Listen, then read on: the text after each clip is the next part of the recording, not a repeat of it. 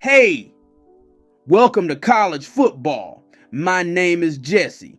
Before you jump into that video, make sure you visit coolladman100x.com to get custom ebooks and other things that's available on the website. Link will be in the description below. Also, visit the NFL shop to get yourself some Kansas City's Chiefs gear and your own personal team gear as well. And also, all the other sponsors will be in the description below. Now, back to Kool-Aid. Yo, what's up, guys? It's your boy Kool-Aid Man 100X. Welcome to college football. How you guys doing?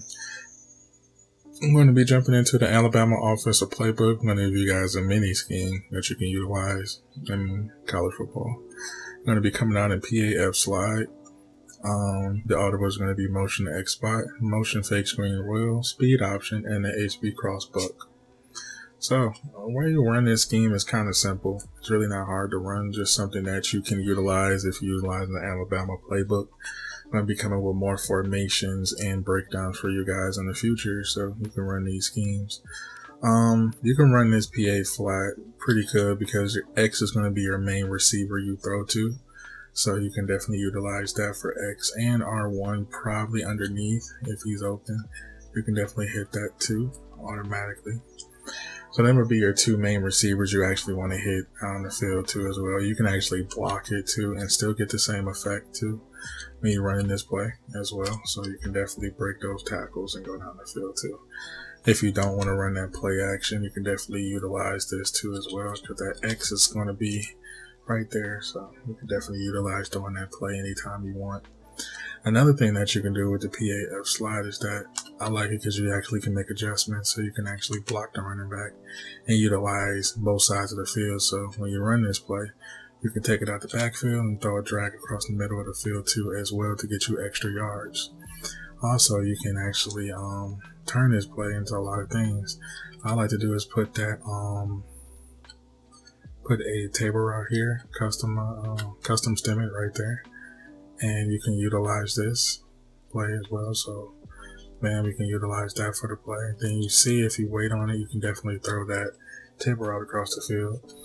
It takes a little while to develop, but if you develop it the right way, you can have that block and wait for it to go across the field. So if you wait on it, you can probably hit that zone and try to flood it. But overall, if that guarding is pretty tough, you can just go right back to the regular play anytime that you want. So you don't either have to take advantage of utilizing that play. So you can definitely hit that X button and just take it downfield as much as you want. So the next play we're going to be jumping into, our first audible, is going to be the motion spot. Now, what I like to do for my adjustment on this play is I like to put X in a drag for my first adjustment for this play. Because I like it because you can actually throw this little pass here for the motion and just utilize the running back for one-on-one on the outside. Another thing when you're running this motion play here is that you have the option to throw a drag.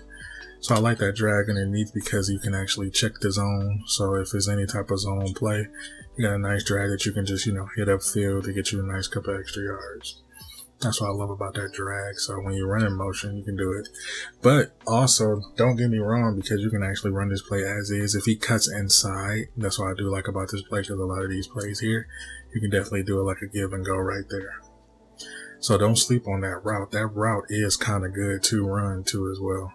And also, if you really want to mix it up, which I think is kind of chaotic, but you can definitely run it if you want.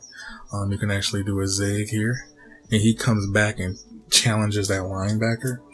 I thought it was unique because, check it out, when you run it, and I did this adjustment too, see, it actually opens up square, see what I'm saying? So, depending on how you run this play, it's depending on, you have to watch both. This is something I would lab, because this adjustment is pretty cool because he's stopping, but it's opening up him, but that linebacker is not going to be able to draw on that play fast enough if you throw it.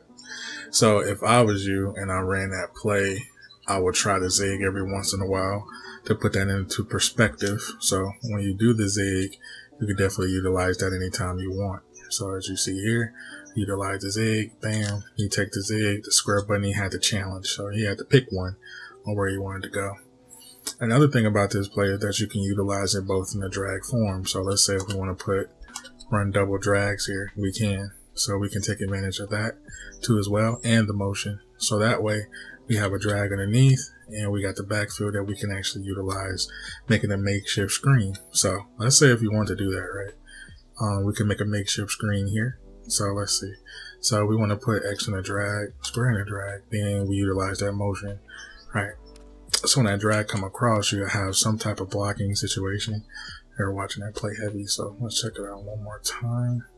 So you can do a double drag, just utilize both sides of the field, because I love drags and underneath table routes too as well. So we can utilize that and the cut inside. So we got this motion here.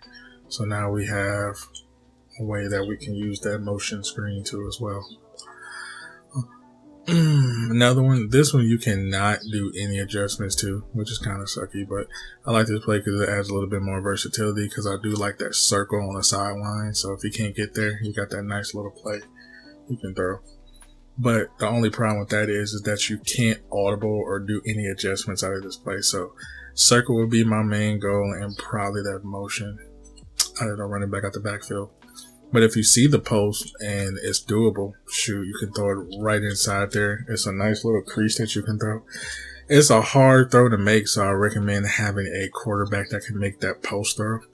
But it's very good if you can, sling it right there in a nice, area. So if you get it and he can get that pocket, depending on how the defense is set with a two man or two high or whatever, stuff like that. So make sure you set it. But if you got that circle sideline catch or the motion with the running back, you'll be able to move this ball down the field anytime you want. So see, you got him pretty much literally wide open every time. The next play is called the speed option. Everybody runs the speed option, pretty cool. Now you can actually flip the speed option to the right side too as well, so don't forget you can do that. But the speed option is good from this area. So you want to follow him and be able to pitch it as soon as he gets to him. So in some instance when you're running the speed option, you want to be able to identify where the linebacker is coming. So if he follows you, you take it. If you don't, tap it. So now you have that play that you can run anytime that you want. So be mindful of how to run a speed option, because you can throw picks in speed options. So make sure you lap this. Don't just go out there and do it, because if you do it wrong, you won't get this type of yardage on the play. Be mindful of that. So when you're running this speed option, and also flipping it is doable, but you have to know what you're doing in that instance too, because you don't have any blocking on this side. So be mindful of that too as well. But I'll just stick to the side that's more stronger for the speed option. I wouldn't even take it to that risk unless I know that right side is doable to run. But automatically I can just, pitch it and just get these yards that I want all the time. I ain't got to really force nothing. I can just take it to where I see that's available. You know what I'm saying? You don't have to, force your way with the speed option. But if you get them, shoot, take those yards. Sometimes it's kind of tricky, because if you get it that well, it's hard to do, because you want to suck that linebacker in and get him as far as you can so you can be able to utilize it. But if you get it, you get it. You ain't got nothing to worry about. You get it, you get it. But when you're running this play, be mindful of that. It's cool. The Buck, HB Buck, is very good.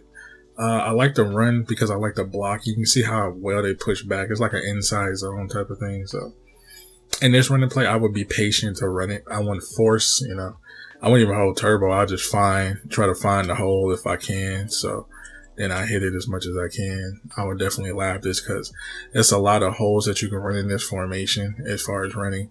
And it gives you options to run so much well. So if they're taking a linebacker in or stuff like that, you can. But be mindful, because I'm not paying attention, but usually run 10 times better than this. So I like to watch running backs and watch where I can run, depending on the running back that I run with. I like speed backs, power backs. I can pretty much run with anybody. But this play actually opens up a lot for backs and a lot of things that players can open up to do as far as in the backfield with it. So that's pretty much it. I hope you enjoyed this little mini scheme. I'm going to catch you guys in the next video.